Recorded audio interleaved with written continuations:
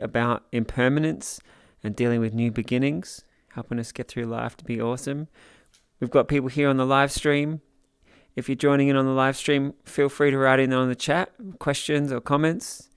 And I'm about to ring the bell. Let's all line up. And for everybody, whether you're on the live stream, desktop, or here in VR, make this a meditation for you. You're walking in, just getting your mind ready to do something awesome for yourself. So let's do it.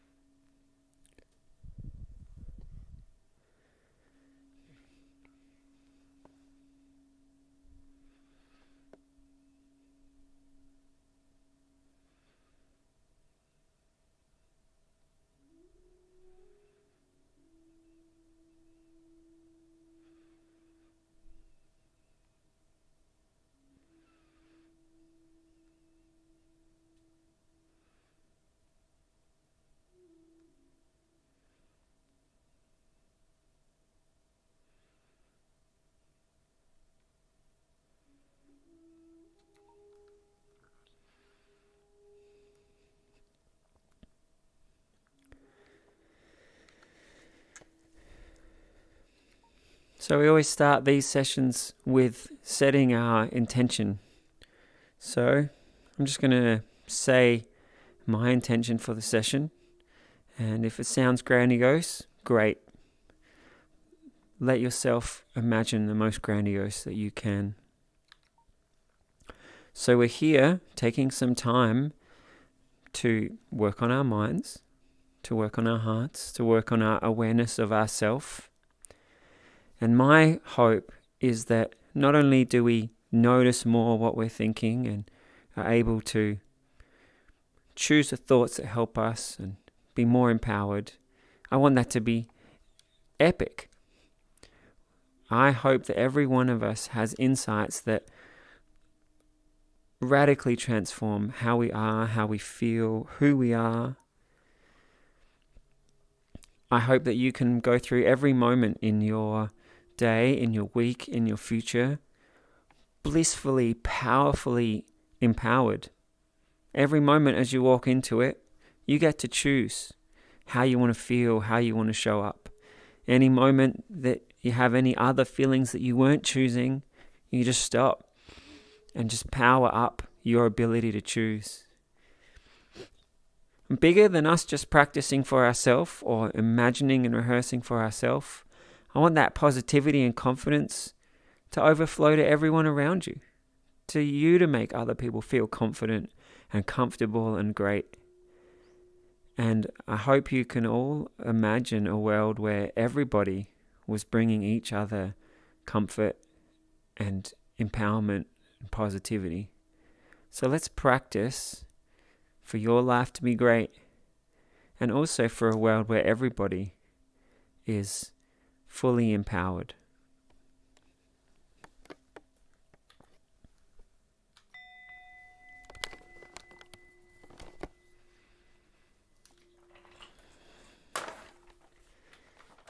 For those watching on the live stream, VR, moving between sitting and standing, if you're not doing full body tracking, can be a little funny. All right, here we go. Excellent. So, these sessions are for everybody. I hope to bring wisdom, practices, and inspiration in a way that works for everyone. I never want to do any theory that doesn't sound immediately applicable. And before the session, I asked the people here, what would we like for today? And looking at impermanence was requested. And also, if we're starting new situations, how can we bring our best self, our best mind to that new situation. So as we're here in a Buddhist temple, I'm going to start by discussing the idea of impermanence and the ways in which I have heard that helps people. And then we'll just transition from that into generally how do we bring mindfulness and intentional choice to new beginnings, to new situations, to letting go of old situations. And please, at any time, if you have a question or a comment, or perhaps I say something and you're like, oh, that just sounds too far out or unbelievable, or let's keep it real, let's make it applicable, let's make it so that you feel that each idea is something that you can do. So that's an invitation to everybody here and everyone on the live stream. Hi to those of you who are joining us already. Cool. So impermanence. When it comes to Buddhist philosophy, in some of the groups, impermanence is one of the big deals. You know, they have wisdom about so many areas of life, but realizing that things change all the time can actually be so helpful to many areas of our life. There's stories of people dealing with loss or with change when they realize that impermanence is part of all of existence. There is the benefit of when a momentary situation arises that could have upset someone or caused something. If they remember impermanence and they remind themselves all things pass, then in their mind, the reaction to that thing passes. When we're thinking about what's important and what we want to cultivate, knowing that things are changing all the time, can help us think about our values and what we want to put our intention and our focus into.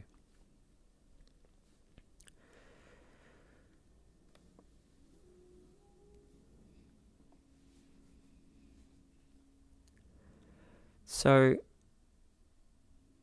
I hope it's intuitively obvious what we mean by impermanence, or that all things are changing. But I'm going to flesh it out a little bit, because as we give ourselves time to think about it, we can internalize that more powerfully.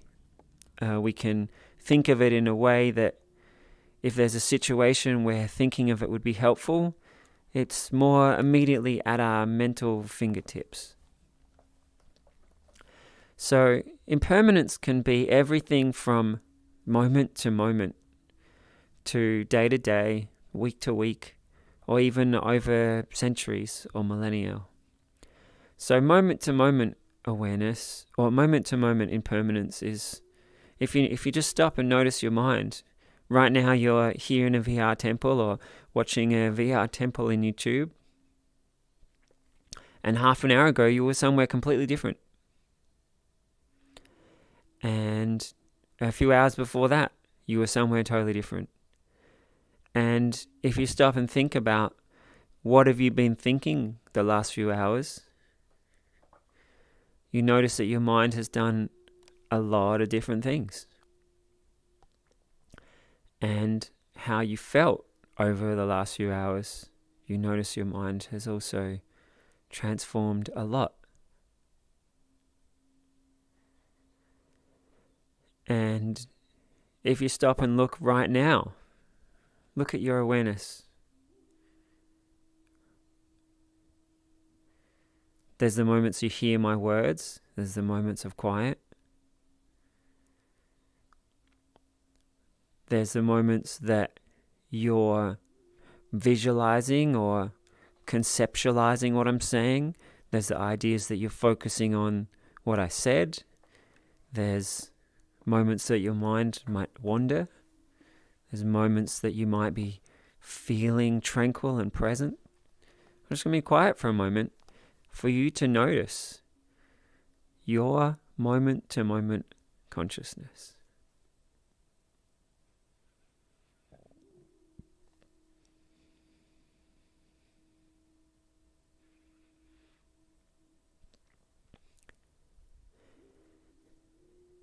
And every moment, anytime you stop and notice, you'll see your consciousness is just changing in every moment.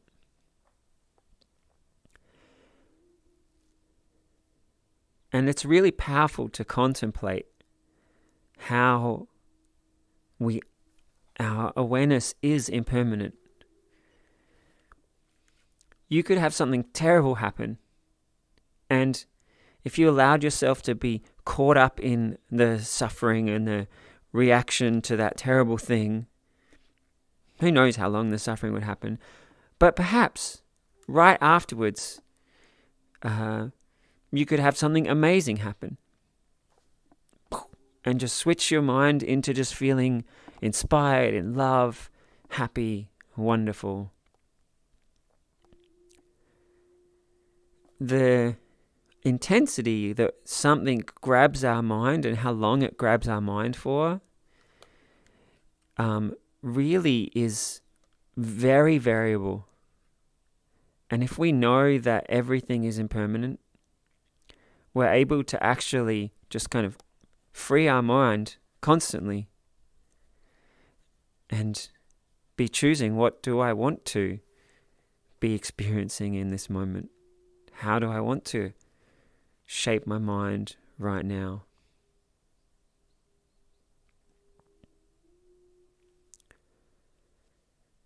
So I invite you to take what I just said from an idea and just apply it. Ask yourself, well, right now, if I notice how I feel or notice what I'm thinking, how would I like to shape my awareness right now? Are you ready for insights? Are you breathing to make your mind feel focused and powerful? Are you envisaging enlightenment right there, ready to grab and to become?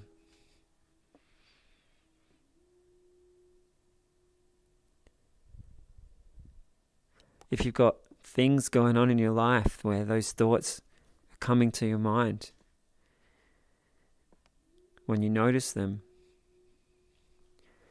I invite you to imagine that your awareness is strong enough that you can release any of the intensity of them to be free and empowered to choose, hey, how do I want to feel about that? How do I want to react to that?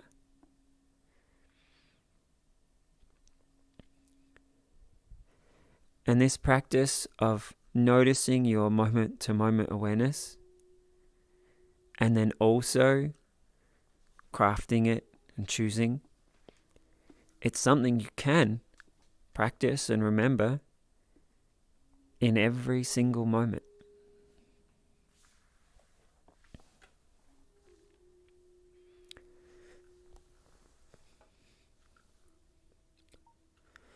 So, moment-to-moment impermanence is pretty amazing. Impermanence can also relate to the situation in your life. Like I said, half an hour ago or a few hours ago, you're doing something totally different. Maybe you could think, wow, this last month I've been hanging out with this group of people, and maybe your social circle is solid. You've had the same people that you see all the time for decades. Or maybe you find that a lot of people come and go. Maybe if you spend time in VR chat or you're on social media, you find the people who happen to be where you are a lot changes. And so for 1 month, these people seem really important, and then another month, different people have taken more of your attention and awareness. And I hope we'll also get to notice the people that seem to be around more for longer and appreciate the caring and the investment and the connection that you've cultivated. But knowing that in a decade from now, some of the people who seem like good friends may be in a completely different part of their life. Some people stay, some people go. Sometimes people who you think will be there forever, either through circumstances or through passing away. People do all come and go from our lives. And if we've meditated on impermanence and decided to be empowered when we think about that, if our understanding of reality includes that things change all the time, we can practice not just being okay with that, but thriving in that.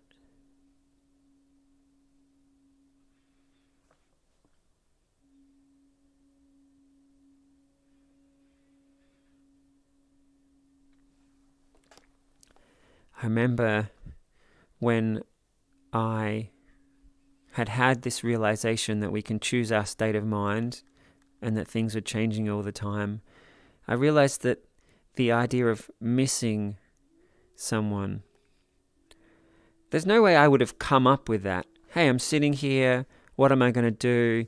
Oh, I'm going to sit and feel sad about someone not being here. It's not a thing that I would design into my life. It's kind of like an unconscious behavior. And as soon as I saw it as that, I decided from now on, I'm always just going to cherish the situation that I'm in and cherish the people that are here. And if I think of others, I'll write them a message or I'll feel good about them, love and appreciate them. And likewise to different situations that change in our life, different changes in relationships, I hope that every one of you can cultivate a state of mind where you make the most of everything that's in front of you. Or if things in front of you are not the way you want, know that there is possibilities to change it. You could move. You could spend time with different people. You could practice different states of mind, different behaviors. Everything is impermanent.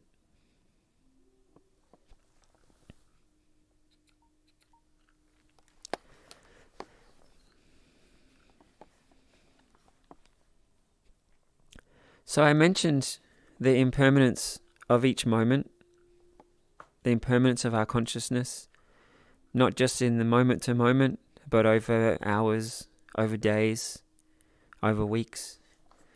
Maybe you can think of not just your relationships with others, but just yourself. How much you may have changed over the last few years or a decade ago. And there may be some things that feel still very much part of you, but there's probably many things that have also changed. What's important to you, how you respond to different situations, the kinds of activities you do. Just really seeing that everything's changing all the time. To me, when I contemplate this, I try to internalize the real possibility of that I can shape where I want my life to be next week or next year. And it gives me this freedom to know things are changing all the time. So what do I really want to put my attention and my effort into? The Eightfold Path has right action and right speech and right mindfulness. But right effort is also part of that. Where are you going to put your focus? What are you going to work on? What are you going to practice cultivating and learning and training into your mind? And when you think about that in the terms of impermanence, wow, everything that my life is right now, I actually could be completely free of.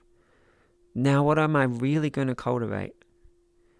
And I hope that makes the best parts of your life be the things you give more love to, and the things that maybe are not so helpful, you perhaps take your attention and your time to other things.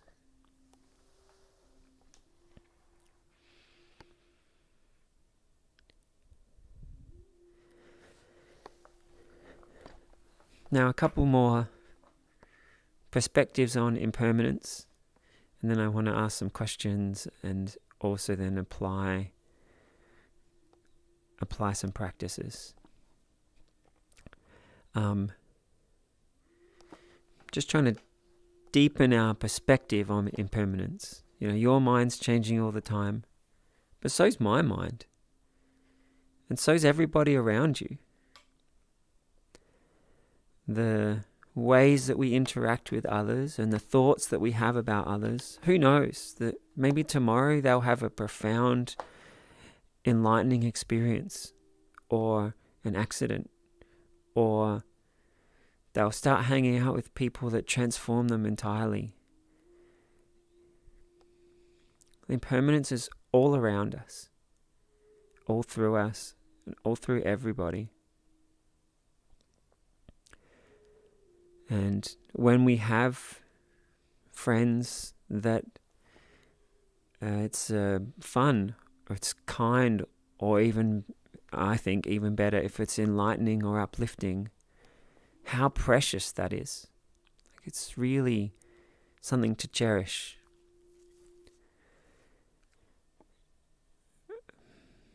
But just like a garden, if you plant flowers, over the winter, they'll transform and they'll re-blossom the next year. So when we cherish things, really cherish them in that moment. But also with planting a garden, you can plant trees or build sculptures, and there are things that last a lot longer. So when we approach our life, maybe we can also try to think more about what are the things we want to cultivate that are more long-lasting and more powerful.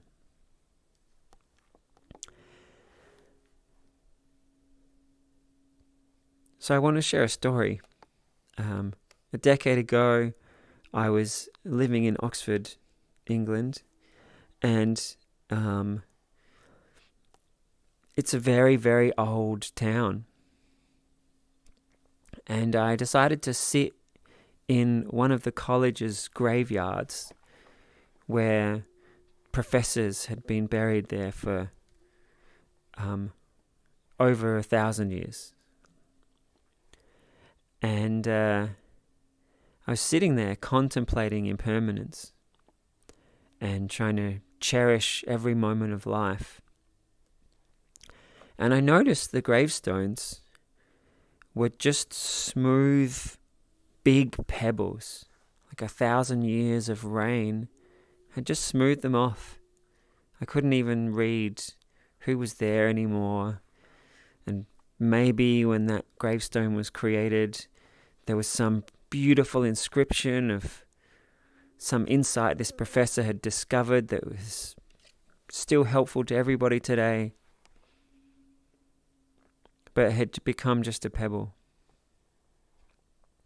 And then I looked further off into the distance, and I saw there were some pebbles that were very buried.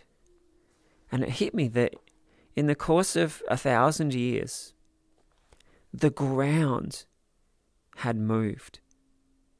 The rocks had changed. And my brain suddenly realized all the trees and things that come and go over decades or 100 years, how much this plot of land would have changed just in this couple of 1,000 years. And the ground itself had moved, and all the people had come through it. And, if you look at a diagram of the earth, and the continents themselves move over time. I mean, they're moving constantly, but they moved around the planet. Things seem fairly stable to us, but in the grand scheme of things, everything is changing massively. Right now I'm looking at this Buddha behind us, and insights around impermanence and mindfulness and practicing compassion. It changed his life, and it changed the life of hundreds of people around him, and then they passed it on to change the lives of millions of people. And throughout the last few thousand years, that has impacted billions of people. And perhaps if he hadn't taught the way he had,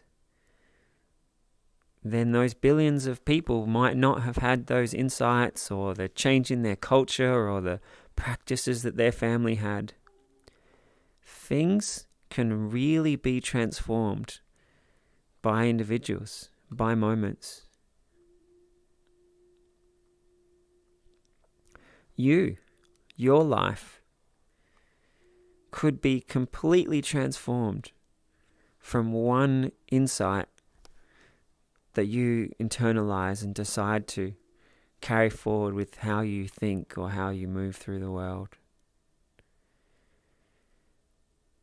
Everything is changing all the time.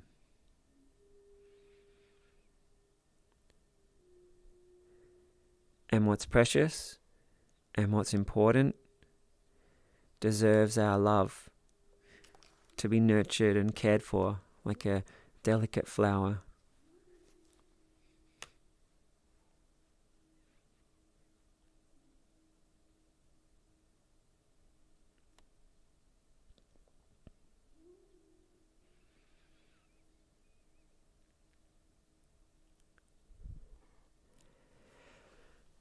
So I've said a lot.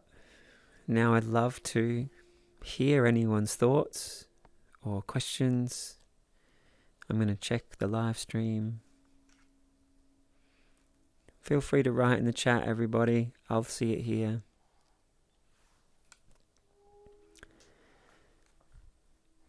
Spicy? So my question is, how do you keep the concept of impermanence, that everything is changing, within your, best way I can word it is your frame of reality? So when you look at various situations or circumstances or people that you come across, have that understanding of the changing nature of things rather than just defaulting to egocentric perspective where everything is like the same and you always want it to be like this way exactly, or else you're like not satisfied. I would like to ask you, if you were to imagine your most enlightened mind, let's just say it's a mind that's on a mission to bring enlightenment to everybody, peace, love, mindfulness to everyone in every moment, making the world full of good things, kindness. Perhaps you value intellect, perhaps you value virtual reality, perhaps you value really wonderful gardens everywhere. Whatever your best values are and your best self, how would that mind approach all of these different moments coming and going? I think it would approach them in a much more different but profound way. The best way I could word that. So I invite you to take the ideas that just came to mind, that are bigger than we can put into specific words to start, and rehearse some situations. What would you be valuing in those moments? What would your focus be on? What would your effort be on? And as you think about it and practice it, you'll then be able to describe it more and live it more.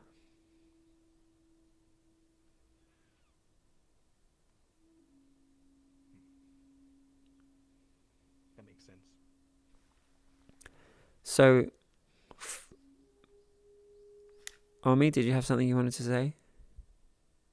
Yeah, so, excuse this is going to be kind of a long-winded question, but I struggled a long time with, like, anxiety and stuff like that was based around impermanence, essentially, accepting that I and everything that I loved was not going to be around, and I didn't know when.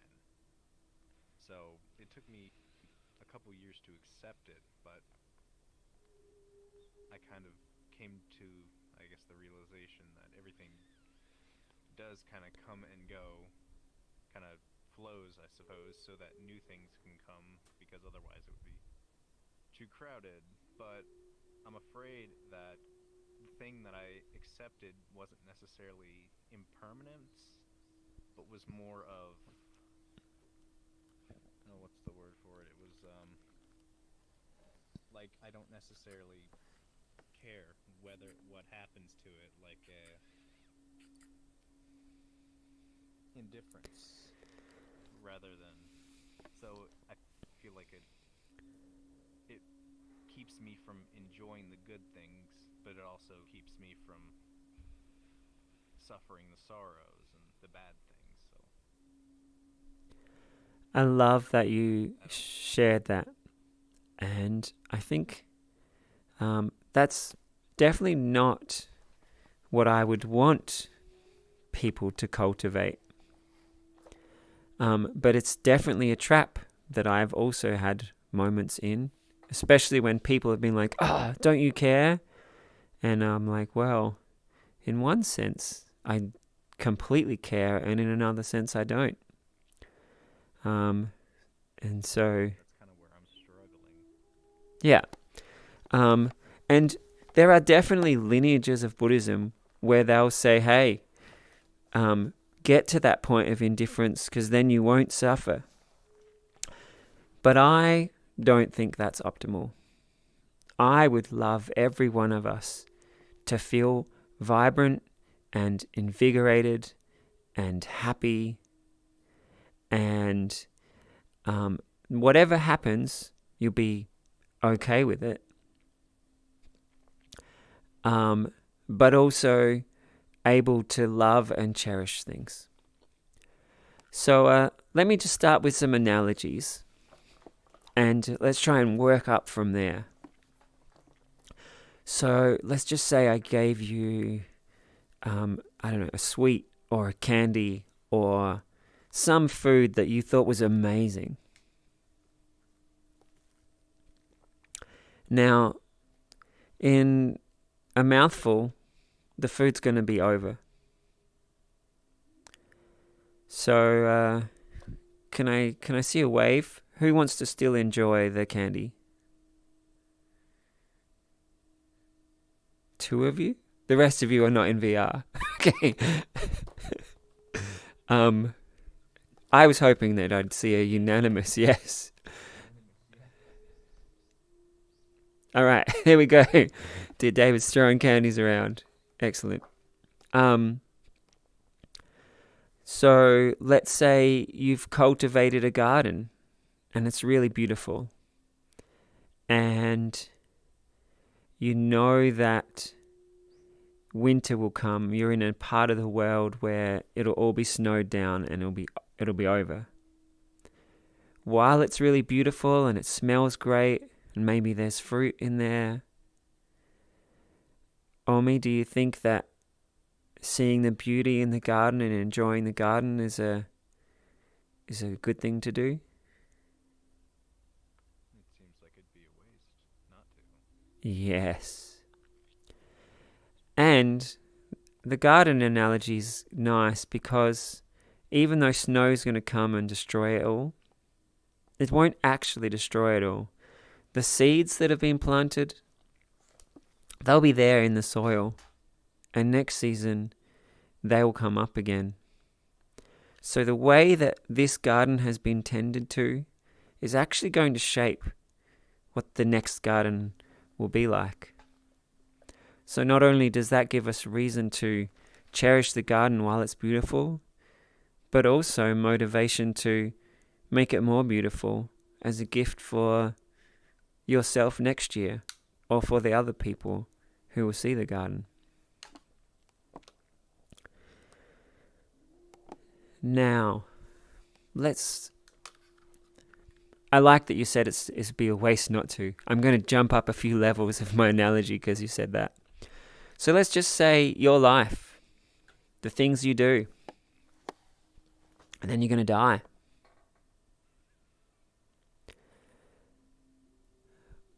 But all of those moments throughout the whole journey, you can either be indifferent to them or savor them, love them.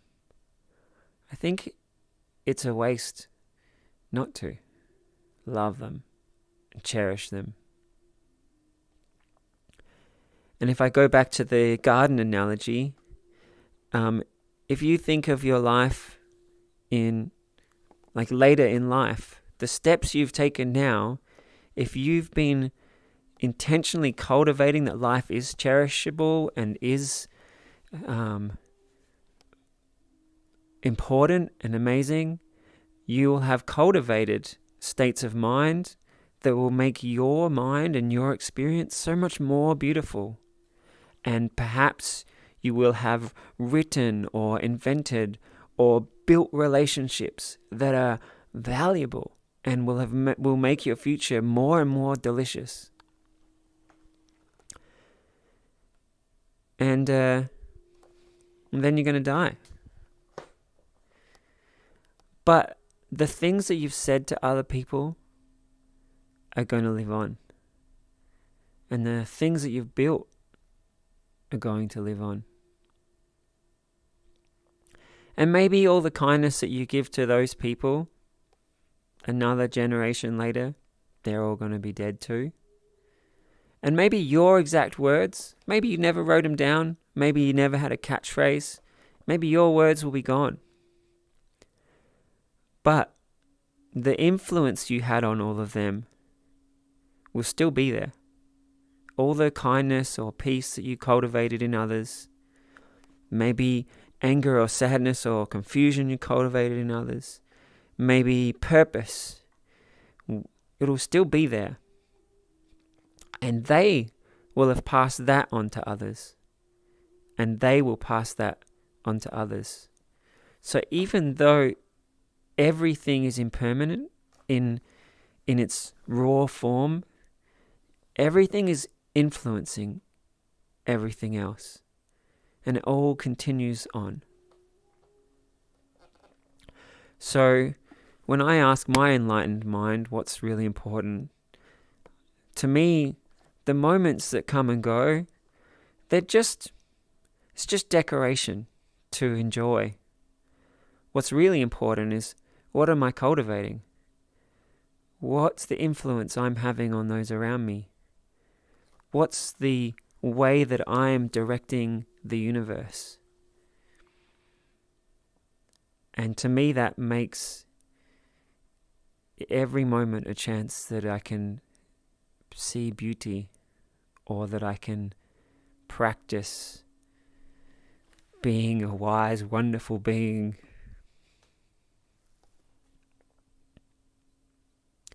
Now, what I just said, maybe it struck you in your heart, transformed your mind. Maybe it was just an idea. And maybe it needs to be practiced. So, thinking to yourself that, hey, I want to cherish moments. I am the kind of person who cherishes moments. I choose to embrace life. I choose to make my moments meaningful and beautiful. I am an empowered mind that can be completely okay with whatever happens and still love and cherish every second of it. I invite you to keep practicing your own version of what I just did. Keep crafting the feelings and the positivity that will help you most. We could completely justify why nothing really matters. And while you're feeling like that, those justifications would seem true. Or we could justify, life goes on, whatever, it's good, have a good time. Or we could justify that every moment is a precious gift from the universe, and every interaction, its impact could last forever, and it's profoundly gorgeous. Whichever state of mind you practice, the justifications will seem right. So I invite you to choose the thing that will make your life as beautiful as possible. Or even more so, what would you wish for everybody? Do we wish for others to feel indifferent? Or do we wish for them to feel happy and inspired and purposeful? And if you wish that for others, that's even more motivation to practice it in yourself.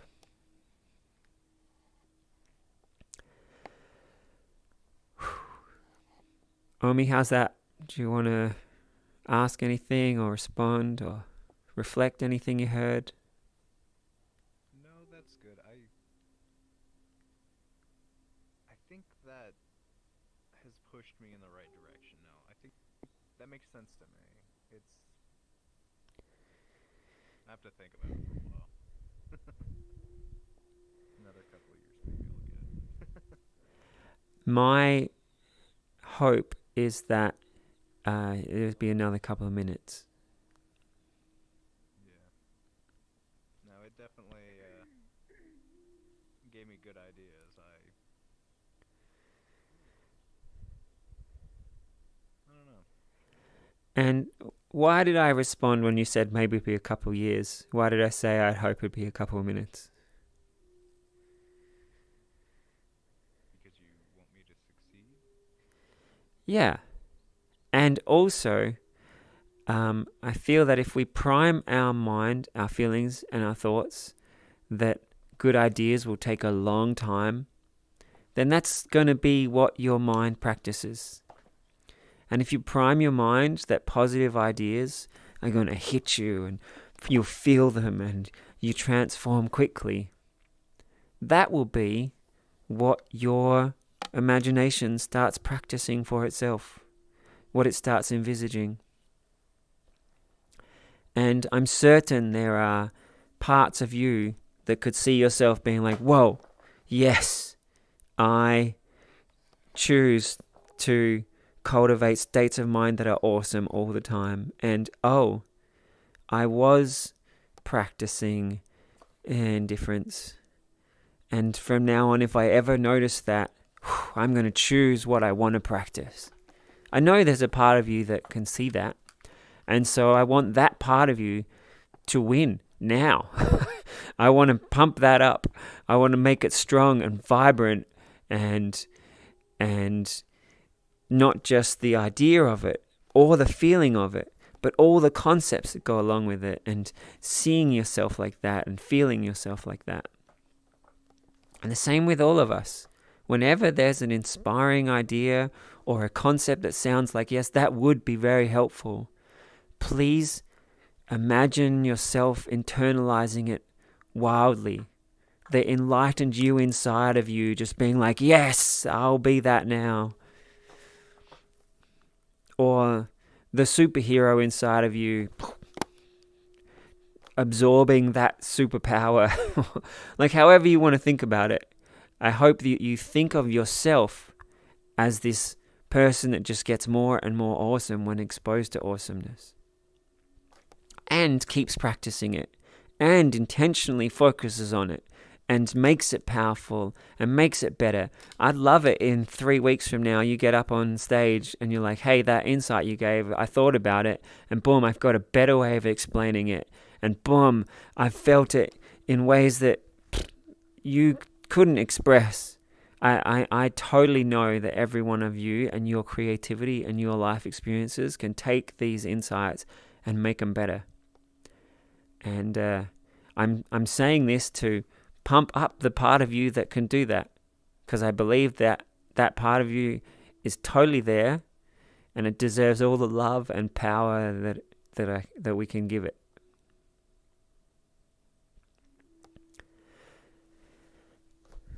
Ollie?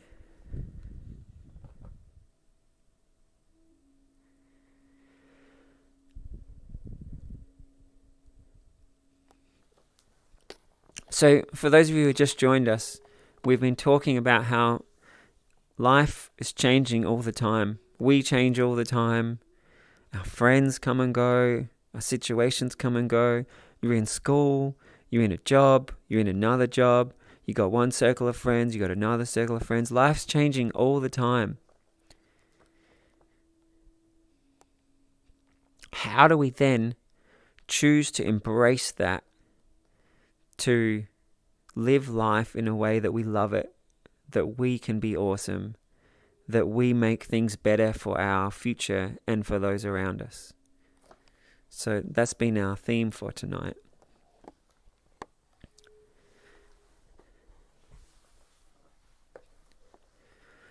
So one of the questions that we had before the session was, given impermanence, how do we then approach new situations in a way that is helpful?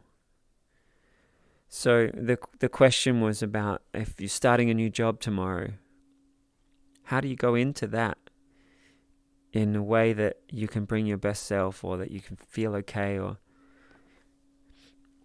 whatever you'd be asking? I hope to also rephrase the question of like, how can you make the most of it, or how could you love it, or what are your values that you want to bring to it and shine them wildly. However you want to phrase the question, like life's changing all the time. There are all these new moments. How do we want to go into new situations, whether it's a new job or meeting new people or starting a new project or learning a new thing?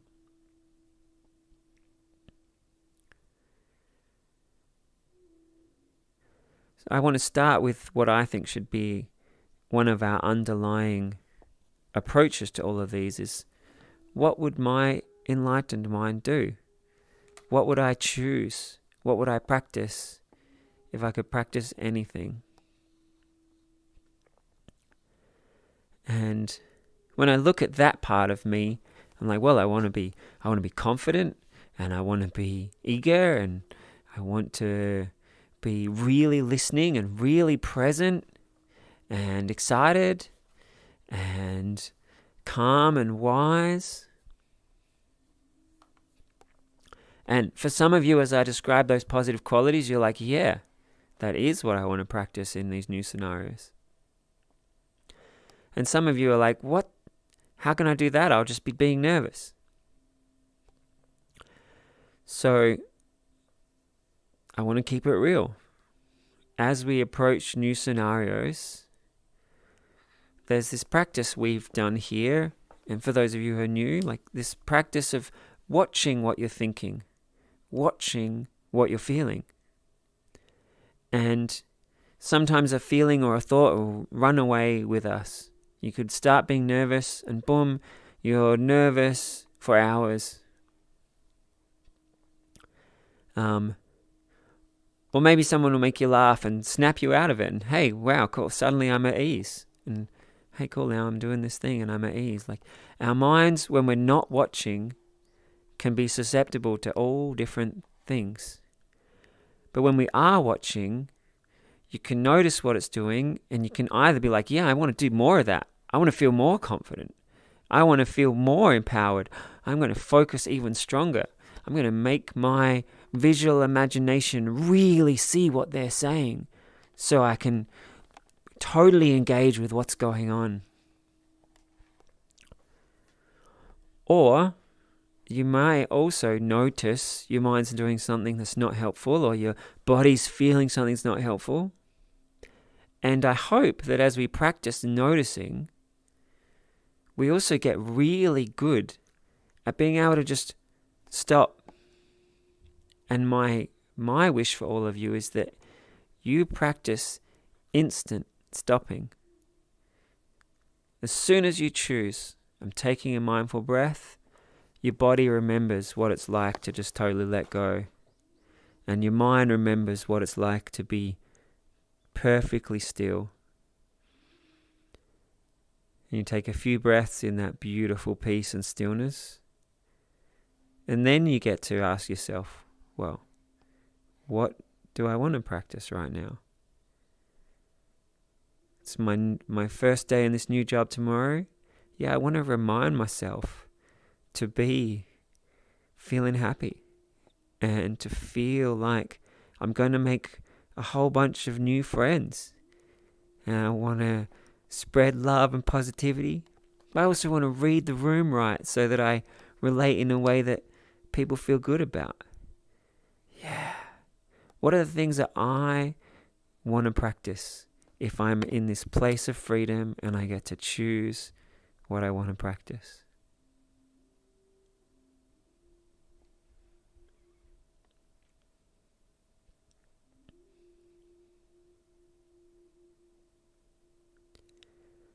So I was focusing that example on the first day of a new job tomorrow.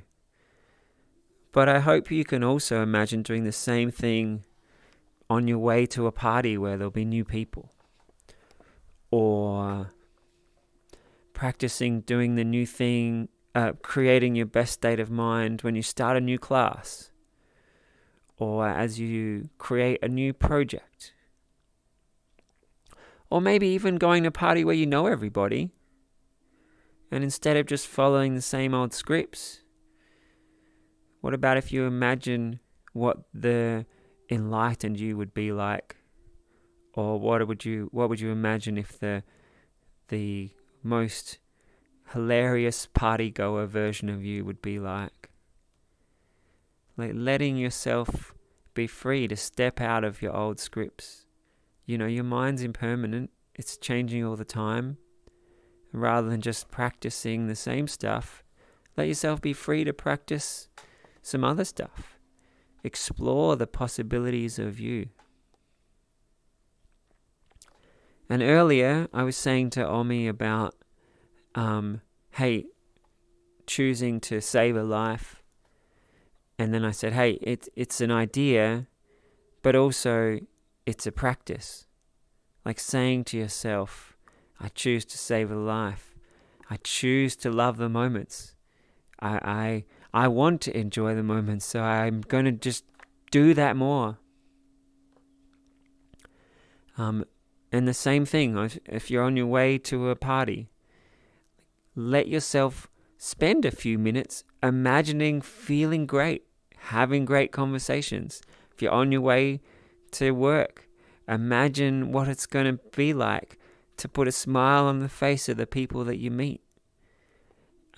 Practice how calm and confident you're going to act in the different things you imagine might come up. Practice if there are unexpected things, how you're just going to find that center of strength and confidence and choose what you want to do. Spicy? To me, it kind of sounds like a fake it till you make it, but with like an enlightened being perspective. Is the way you'd word it. Sure. One issue I have with that saying is that some people will then shut down because they don't want to be fake. And also, I'm inviting people to do something slightly different than what that saying means to me. Is that saying's kind of like, hey, act it on the outside, and when you act like it, you'll start to think it and feel it. And that's can be true, but there are also cases of people where they'll act a certain way, but then on the inside they keep telling themselves, oh man, I'm just faking it, I'm not like this. And so I want to be wary of that, because it's not actually what I'm suggesting. I'm suggesting you practice, you imagine, you meditate on your inside already being transformed. Like, I'm certain there is some part of you that's already able to be confident and calm. And when you spend time being with that part of you, practicing it, feeling it, imagining it, you're transforming yourself from the inside out rather than the outside in. So I guess that's the thing I want to emphasize. Yes, go and practice being expressive in real life, but make sure that you're starting with your self-image and your awareness.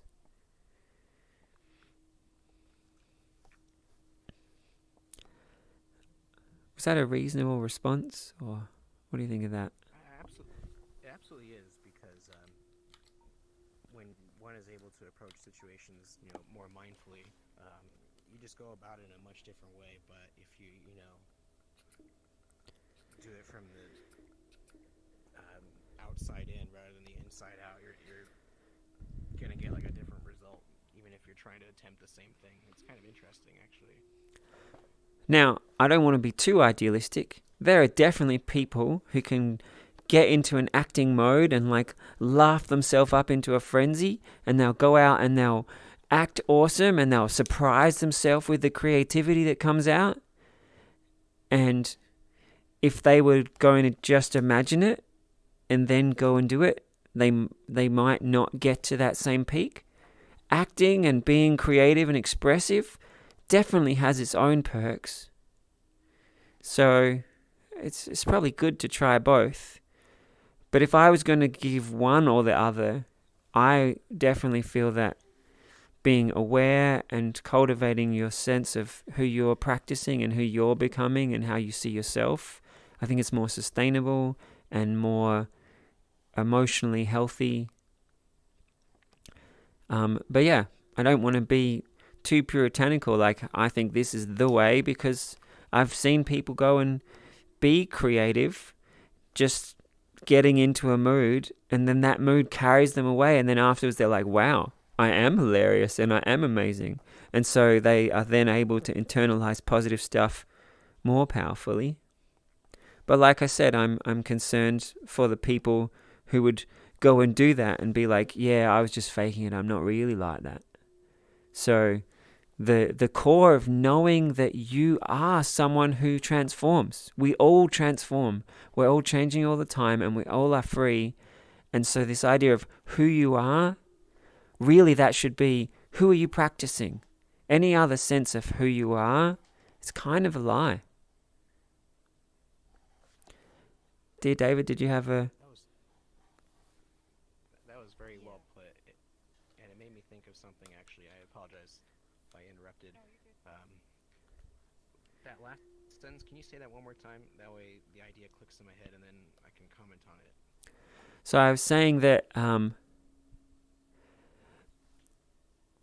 this idea of who we are, really who you are is someone who's changing all the time.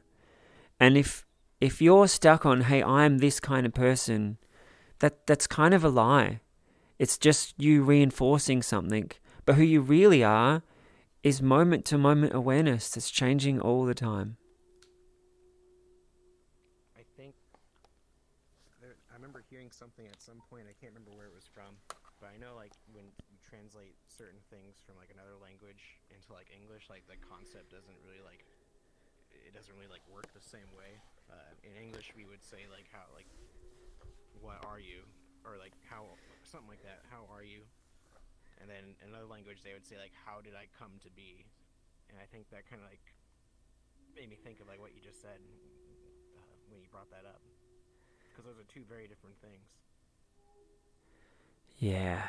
I love that you said that, because when we're aware of the words that we use or the way that we think about things, we can then choose to have the mindset or the approach or the words that are most empowering, that are most liberating.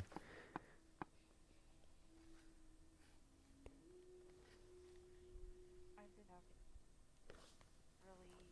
having really bad artist block, and I've been trying to get myself in that mentality of reminding myself that I am creative, but I find myself trying bring my sketchbook everywhere I go to just try to draw something. But when I set it in front of me and just see the blank paper in my go-to mechanical pencil, I don't know what to draw these days, and it's disappointing. Can I ask two So, questions? yeah.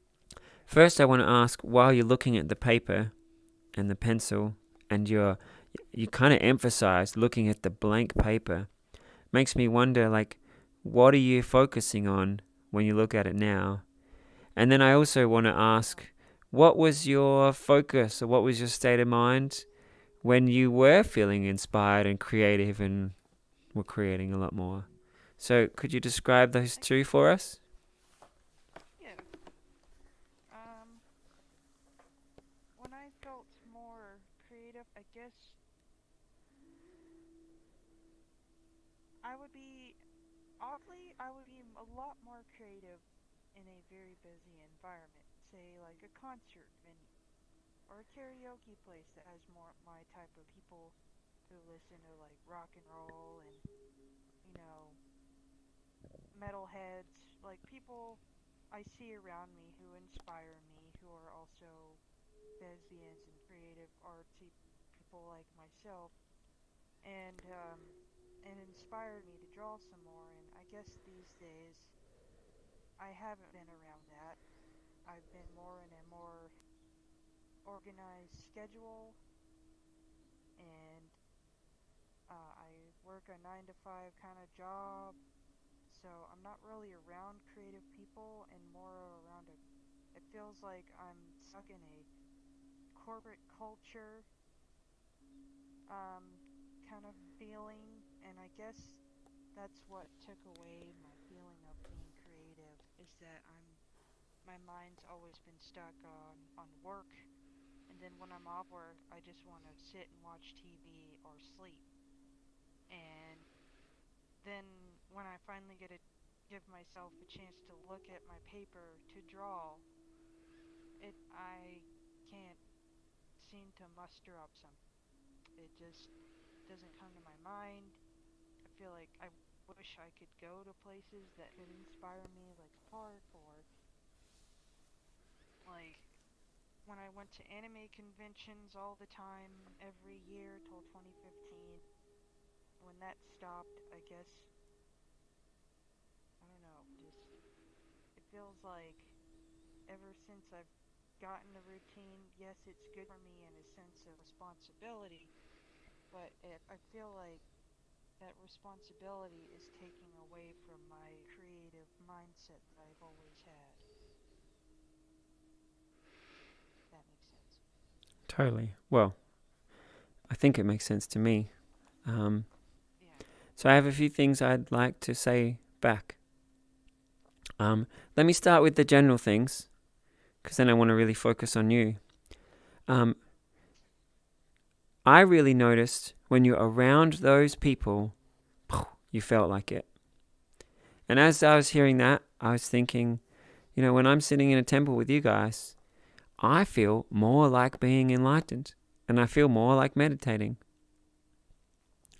And so bringing that back to you, if that's really a thing that happens with humans, I would encourage you maybe see how to fit that into your schedule. What could you do right after work that could give you an hour around creative people? Or maybe you're in a corona lockdown environment, and so what could you do in your house? Like pump heavy metal music, put posters up, bring out all your old artwork and put them up on the walls. Go do cartwheels down the street. I don't like.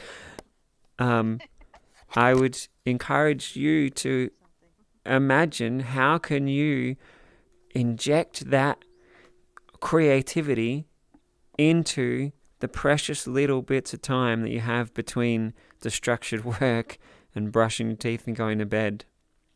Those little bits of the day, when you're working a solid job, are easy to flit away but they can also be awesome if you use them intentionally. Yeah. Um, It's oh, sorry.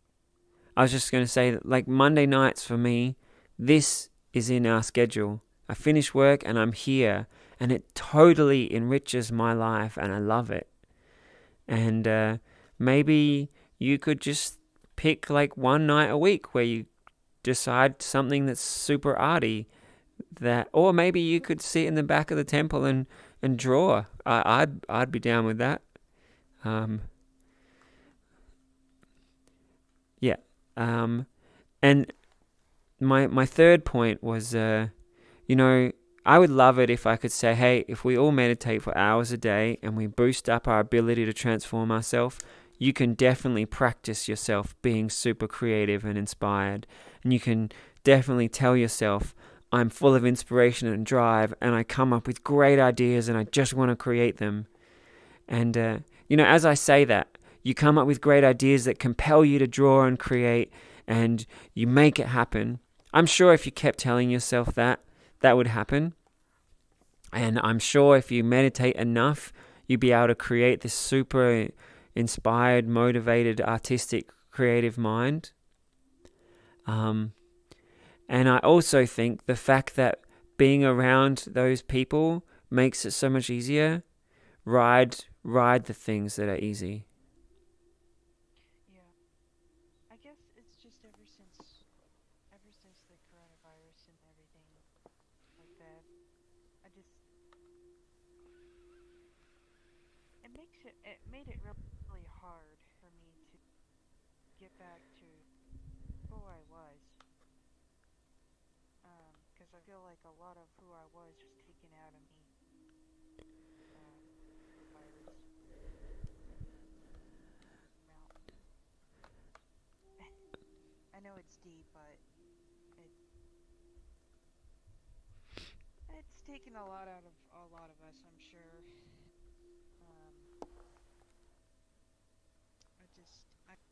I shall try my best to fit it in somehow. I feel like maybe I just need to get out of my comfort zone and explore something a little bit to get myself feeling a lot more spiritually free, if that makes sense. Car was down the street with paint on your hands.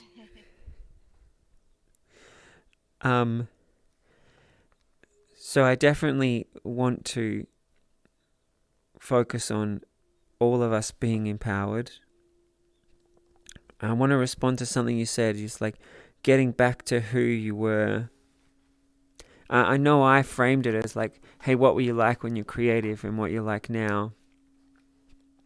But the truth is, you're never going to be exactly like you were then. And so rather than trying to get back to that, we can ask ourselves, what do I want to cultivate now? And maybe it'll have a lot in common with the you from a few years ago. But you'll definitely be in different environments. You have new wisdom. You have different perspectives. Maybe you have different values in what you want to create. So cultivating and practicing what you want, not attached to what you were, is what I would suggest. What you were can inspire you, give you ideas and good memories, but let it be just that. One thing I've seen in myself, it's some chapters in my life, and then once I noticed them, I was able to release it, was when I'd had some part of me that was awesome, and then stuff happened. I stopped running every day, or I stopped meditating every day, and then the way I would talk about it or think about it was like, oh, I used to be such an awesome runner, or wow, I was such an amazing meditator. And as soon as I would talk about it like that, when I'd go to practice, a part of me would be like, I'm not as good as I used to be. And it was such a downer. Like, it's just a block. And eventually I noticed that the brain program I had was, I'm not as good as I was. And I was like, wow, I really got to change that and start practicing a different brain program. And the brain program I now choose, if it goes back to impermanence, is like, in this moment, I'm practicing. And that's how I got to be great in the first place. I was just like, just being present with who I am and just like getting better.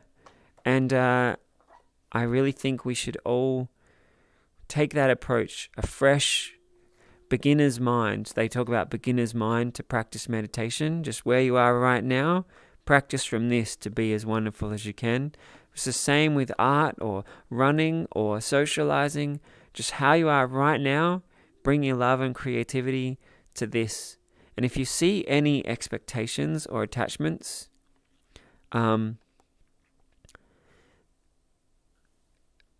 let yourself imagine just letting go of that. You know, if you've got a work of art and you've like smudged it or it's not really working, you like splash over that part, or you rub it out, or you get a new piece of paper. So if there are thoughts or perspectives that are holding you back, release them. You might have noticed me kind of pause when I said attachments or expectations. They're like, you know, today we've been looking at impermanence. Attachments and expectations are also themes that are very well handled within Buddhism, and being able to notice whenever you are expecting things to be a certain way, you'll notice that that doesn't help you.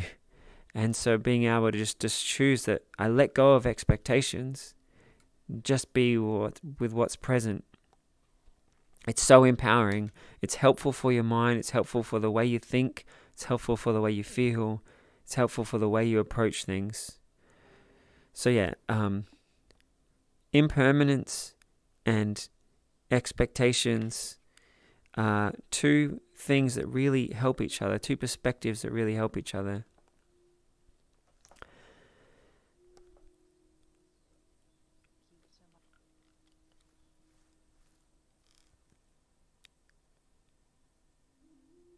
I can't really put all my thoughts to words, but I'm really grateful. I would love you to draw an art piece about an enlightened being, or the things you're grateful for, or the you that you want to practice being. Yeah, I think I might post Discord. Your audio kind of broke up, but I think I heard you say you're going to post it to the Discord. Yes. I'm looking forward to it. Hey, if that gets posted on the Discord, everybody, can we all love it and give it a million positivity emojis?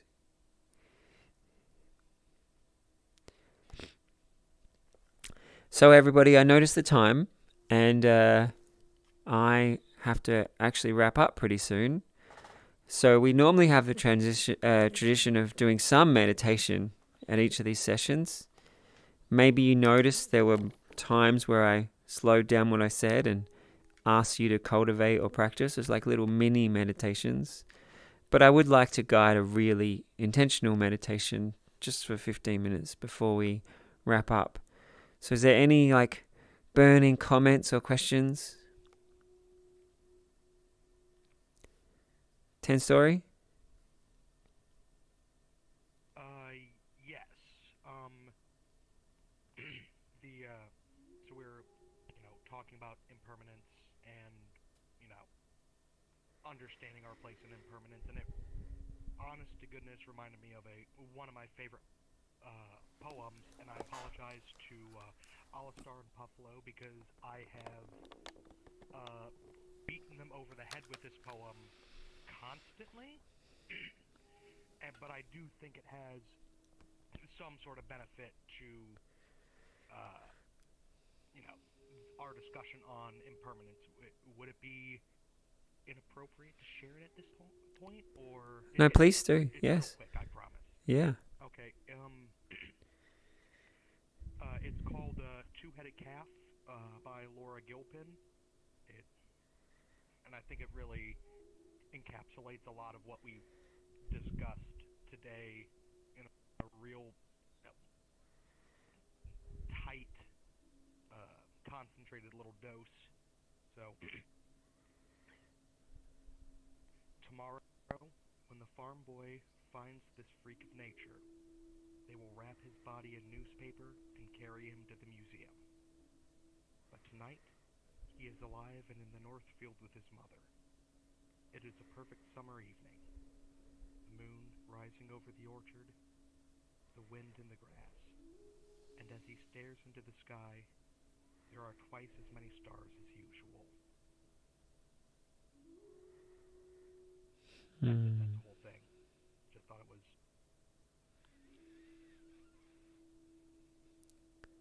That's the poem about the two-headed sheep, right? Yes.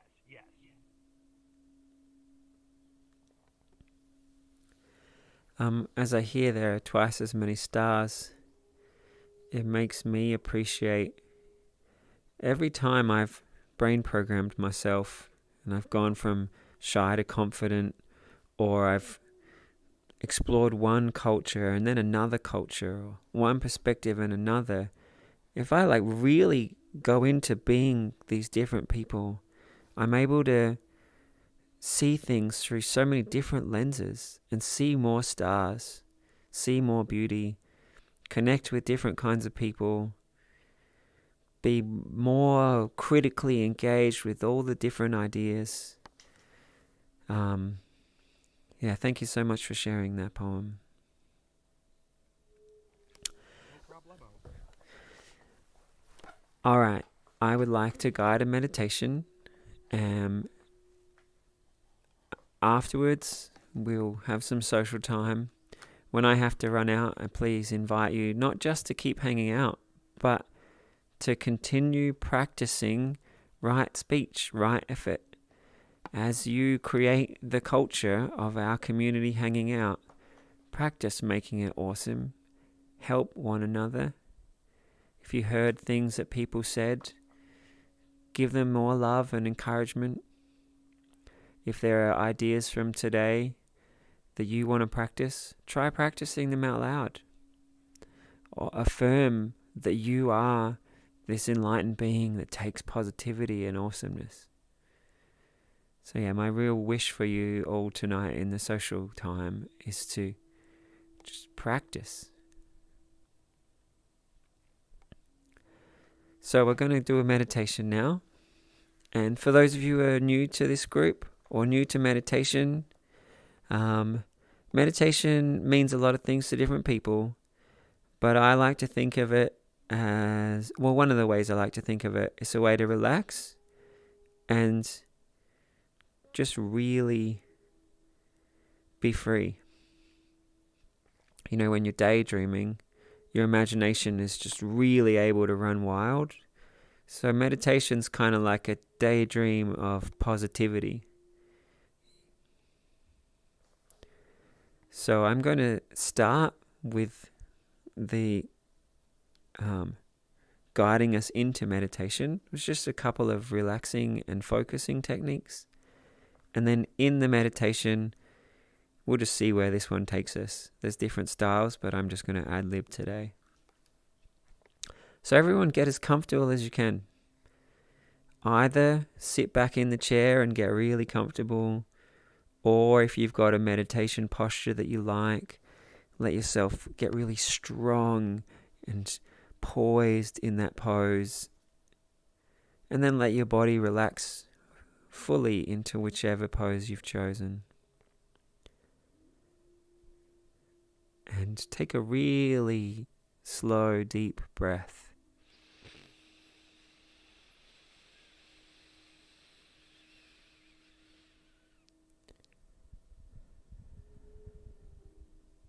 For just a few breaths, I invite you to explore how deep you can breathe. Try to expand your lungs as far as you can.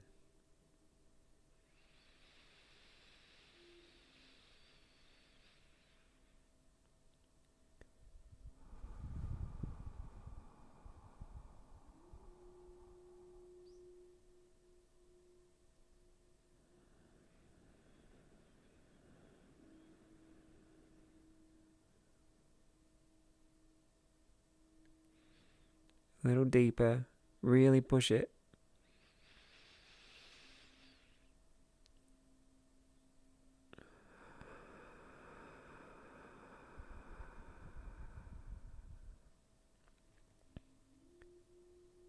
Keep breathing as deep as you can. Every moment, just let yourself love the moment. Savor the moment. Just observing your awareness and making each moment beautiful.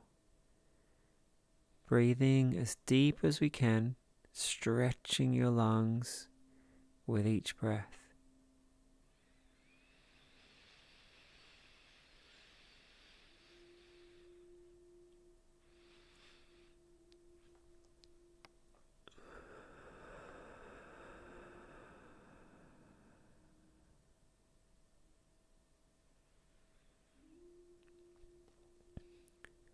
As you keep focusing on the breath and cherishing every moment, notice the moment-to-moment awareness. Every moment is different than the moment before. In subtle ways, just observe your consciousness. Cherish your consciousness as you focus on these deep breaths.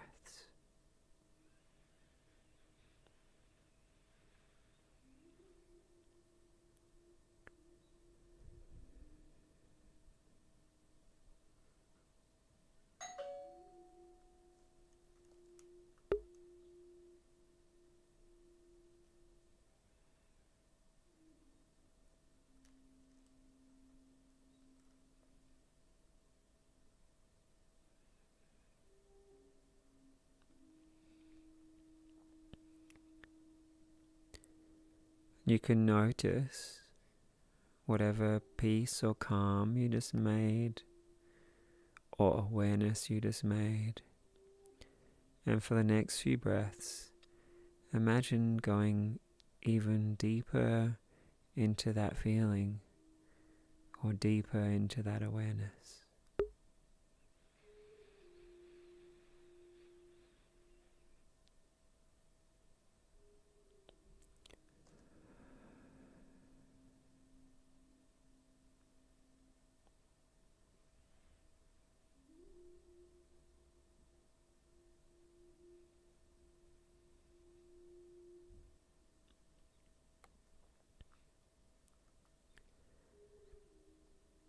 And then we're going to use this meditation.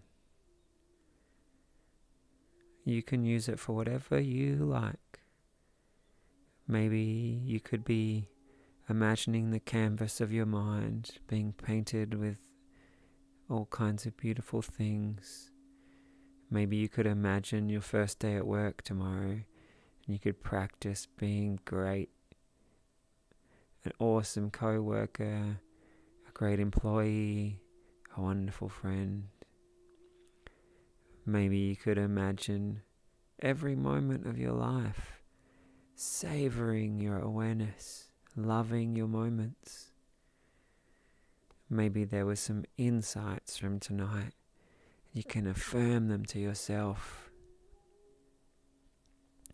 Maybe you just want to cherish the peace.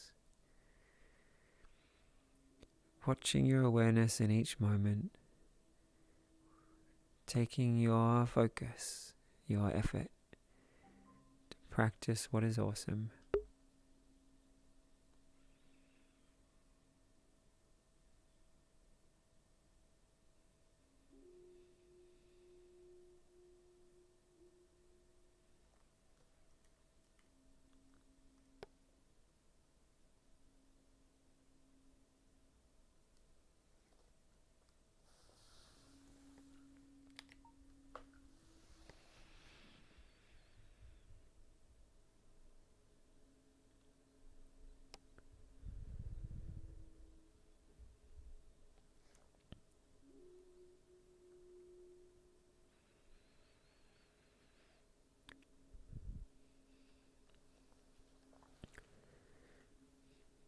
And I invite everyone to bring their hands to their heart.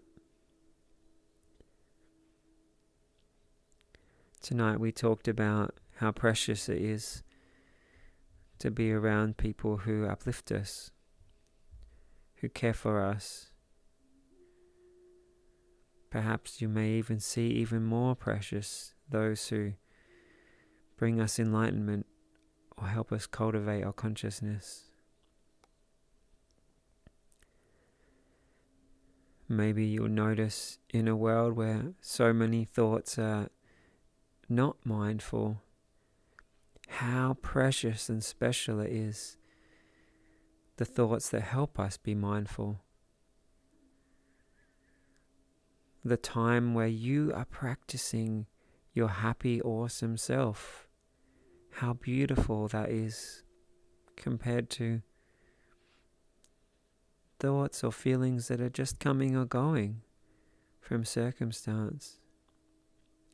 So I invite you to cherish those mindful moments, to cherish the wisdom, to feel the beauty of peace and confidence, love. Cherish them. And know that if you grow these, it transforms your life. It transforms other people's lives. The things you learned and practiced tonight, imagine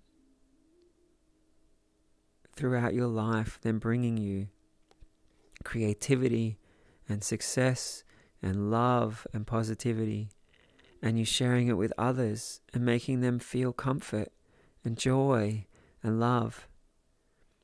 Helping others to let go of beliefs that hurt them and help them make beliefs and mindsets that help them thrive.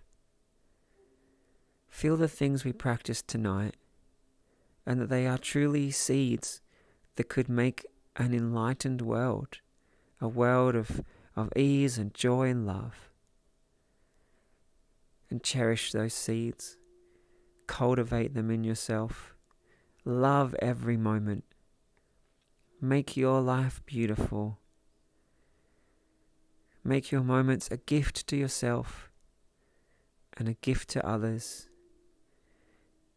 As I encourage us to set our intention on a world where all beings are enlightened, free and happy and wise.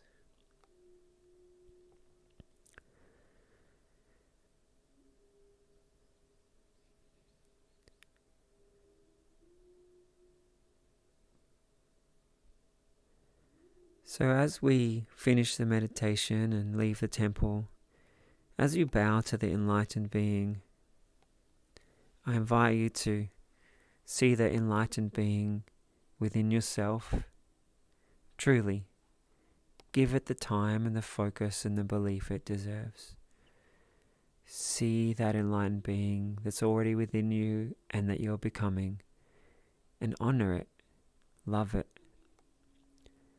You may want to give the Enlightened Being a second bow as you imagine the Enlightened Being inside everyone. And that you can take that love and that kindness and that wisdom into every interaction.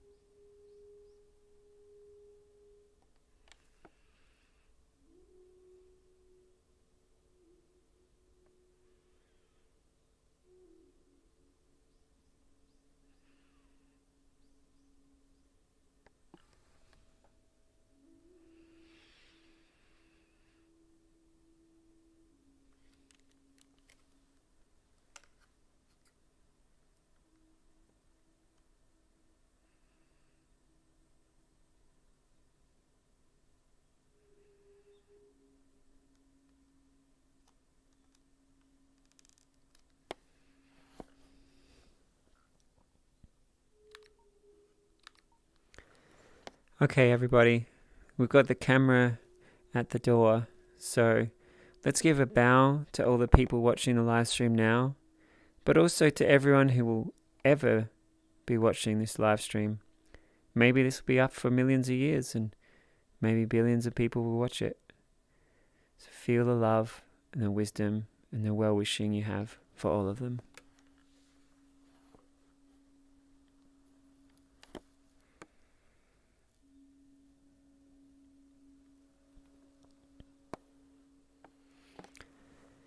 So thanks for joining us, those of you on the live stream. I just noticed there's some things in the chat that I missed, so I'll check it out and hope to get back to you. Oh, there's a few more as well. We got some, yeah. Oh, I've got it on a few platforms. We're live streaming to YouTube, Facebook, LinkedIn, Twitter. Don't forget to like and subscribe and all that jazz. Tell your friends, share it with everybody. We love you guys. Hit that bell for notification. Yes, do that. And we'll see you next time. May all be